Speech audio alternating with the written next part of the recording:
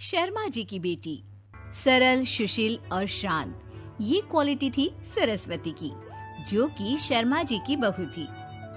क्या है बहू, जब देखो तब किचन में खटर पटर करती रहती हो, लेकिन खाने को कुछ देती ही नहीं। कैसी बात कर रही हो पीयूष की अम्मा? सुबह से 4 कप चाय, 2 बार नाश्ता और इतनी सारी बहू के हाथ की नमकीन तो खा चुकी हो, फिर भी ऐसा बोल रही हो? अरे कुछ तो डरो ऊपर वाले से। तभी वहाँ पीयूष आ जाता है। क्या है सरस्वती, इतनी देर लगती है क्या टिफिन बनाने में? एक काम है घर का तुम्हारे पास, वो भी नहीं कर पाती हो वक्त पर। आपका टिफिन टेबल पर रखा है और नाश्ता भी, बाकी का सामान बेड पर रखा है और अब मैं मंदिर जा रही हूँ। सरस्वती मंदिर चली जाती है। उसके जाने के बाद घर में, यार माँ कैसी गवाह लड़के से शादी करा दिया है। मंदिर, पूजा, किचन और सास ससुर के सिवा इसे कुछ दिखता ही नहीं है कि कैसे खुद को स्मार्ट बनाकर रहना होता है, कैसे लोगों से जुड़ना है, बातें करनी है, ऐश करना है। अरे पैसा बचाओ, पैसा बचाओ, और कुछ आता ही नहीं इस लड़की को। जो क्वालिटी तू गलत तरीके से बता रहा है ना, दरअसल एक अच्छी गृहिणी की वही सारी अच्छाई होती है बेटा। घर को चलाना, समाज में इज्जत दिलाना और घर वालों का ख्याल रखना, और चाहिए ही क्यों? अरे क्यों नहीं चाहिए कुछ और? लड़की ऐसी होती है कि घर आए तो पूरा घर बदल कर रख दे, सभी को खुश रखे।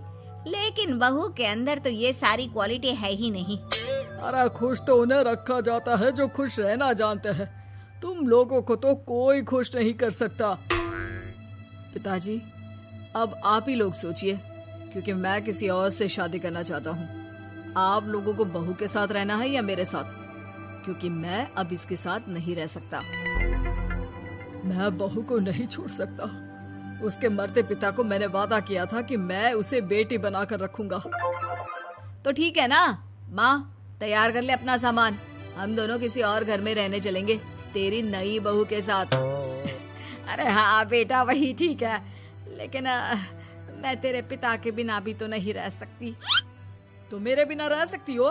ठीक है, मैं अकेले ही चला जाता हूँ। बेटा वहाँ से चला जाता है, लेकिन सास का दिल नहीं लगता।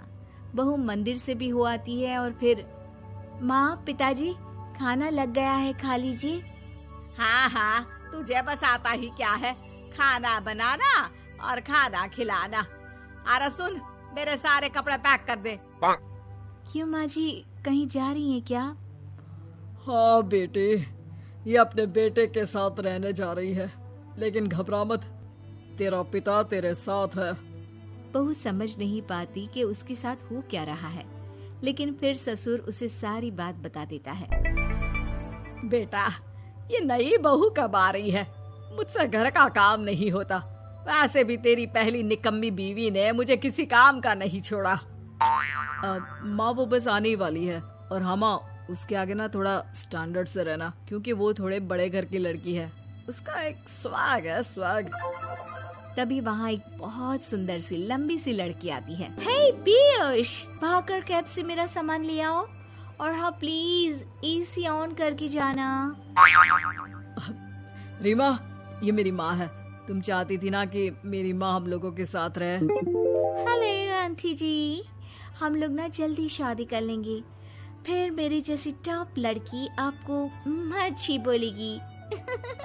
एक्साइटेड होंगी ना आप? पर नो इश्यू।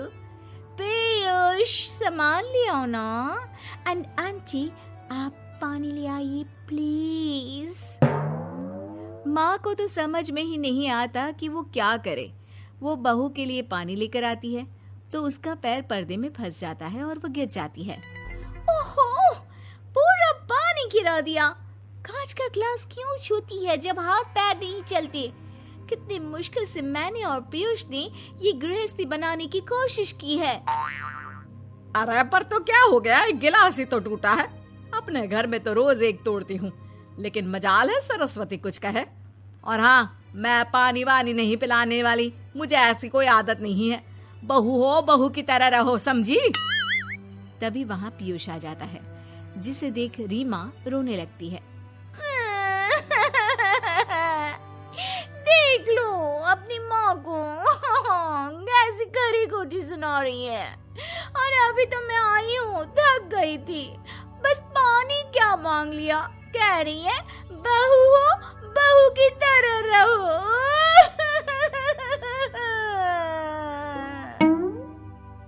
अरे यार माँ, समझा कर लाया था ना कि कैसे रहना है। माँ ऐसा करोगी तो मैं भी नहीं रख पाऊंगा तुमको हमारे साथ। वैसे भी आप ये समझो कि रीमा ने खुद कहा था कि माँ को साथ रखना।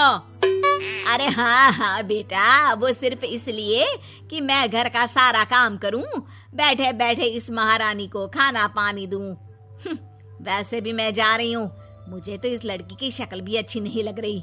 मेरी सरस्वती के आगे तो ये कुछ भी नहीं है। निकलो निकलो यहाँ से। मैंने सोचा था बिना पैसे का नौकर मिल जाएगा, लेकिन नहीं, कुछ लोगों को आदत होती है फ्री की रोटी खाने की। निकलो यहाँ से। पीयूष, धक के मार कर निकालो इस औरत को यहाँ से। अरे ये कैसी बात बोल रही हो रीमा? ये माँ है मेरी, माना थोड़ी जिद्दी है। अरे वाह बेटा वाह, अभी भी तुझे मेरी ही गलती दिख रही है ना? कोई बात नहीं। माँ वापस घर आ जाती है। बहू, मुझे माफ कर दे बेटा, वो तो शैतान का नानी है। माँ, मैं उनके बारे में कोई बात नहीं करना चाहती। ये मेरा मायका है। अब आप लोग मेरे माता पिता, मैं हमेशा यहीं रहकर आप लोगों की सेवा करूंगी। नहीं नहीं बेटा, हम करेंगे तेरी शादी किसी अच्छे लड़के से। अरे कोई जरूरत नहीं है, मैं देख कर आई हूँ जो हालत है ना पीयूष की, वहाँ नहीं टिकने वाला ज्यादा दिन। ना टिके वो उसकी मर्जी, लेकिन मेरी बेटी इतनी गई गुजरी नहीं है जो उसे कभी भी छोड़ो और कभी भी वापस आ जाओ तो वो तुम्हें अपना ले। अब ज्यादा ही हो रहा है आपका। माना मैंने गलत किया बहू के साथ, लेकिन वो उसका पति है। और फिर कहावत है ना, सुबह का भूला शाम को वापस आ जाए तो उसे भूला नहीं कहते। तभी वहाँ पीयूष आ जाता है। माँ, वो भूला आ गया, मुझे माफ कर दो सरस्वती के जिस गुण को मैं सही नहीं मानता था। दरअसल जीवन को सही तरीके से जीने के लिए वही गुण होने चाहिए। मुझे माफ कर दो सरस्वती, मैं आज के बाद तुम्हें और पापा को छोड़कर कहीं नहीं जाऊंगा। और मुझे भी बेटा। बेटा जहन्नुम में भी जाए तो उसके साथ रहने को तैयार हो जाए, वही तो माँ होती है। मुझे माफ कर दो माँ।